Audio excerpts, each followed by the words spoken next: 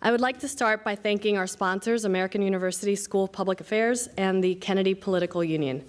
This is the second installment of our Newsmaker series focused on bipartisanship. We are delighted to welcome 3 lawmakers this morning who are actively reaching across the aisle to explore bipartisan solutions to some of the country's most pressing issues. Before we begin, a few housekeeping notes. In addition to our audience here at the Newseum, we're live streaming on thehill.com/events. Please keep your phones on silent, but we do encourage you to engage in the discussion on social media.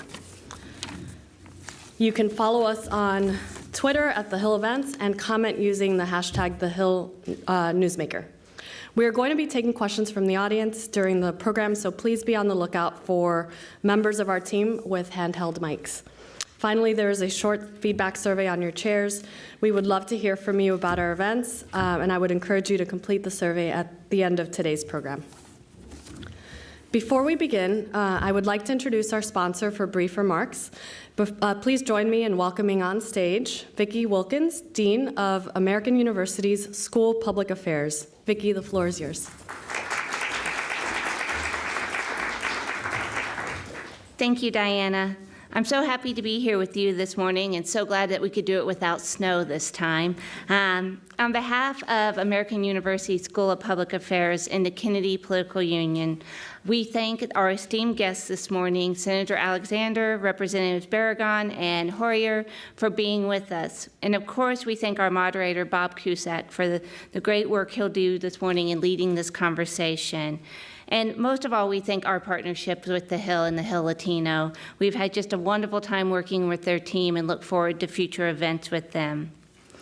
In today's environment, we often focus on the negative sides of bipartisanship. We often think about the lack of bipartisanship out there. But today's event will give us a chance to, even now in this time, in this political climate, to focus on the good that's being done.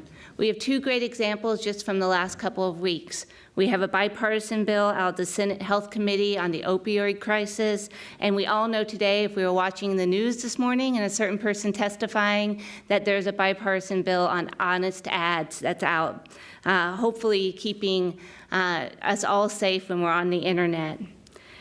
We at the School of Public Affairs really hope to look for the good in bipartisanship and to recognize what's being done out there to build it. In that case, to that end, we are pleased to be partnering with former Congressmember David Skaggs of Colorado on a new prize, the Madison Prize. David's generous gift made it possible for us to recognize 2 members from each biennial Congress who can be examples of bipartisanship. You'll soon see a call for nominations in the summer or the early fall, and the inaugural award will be given in the early part of 2019. Stay tuned for more news on that in the summer, and again, thank you for joining us today and allowing us to partner in this great event. Thank you.